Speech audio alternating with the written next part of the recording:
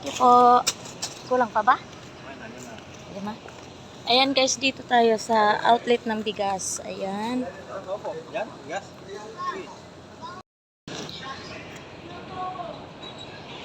Guys, narito tayo ngayon sa outlet ng Coco Pandan. Outlet ng Coco Pandan.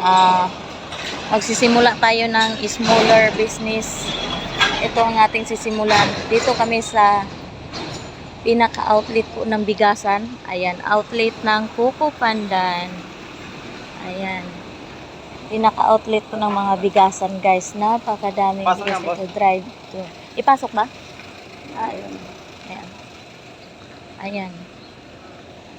Dito kami sa Nak, tayo ka dyan, nak.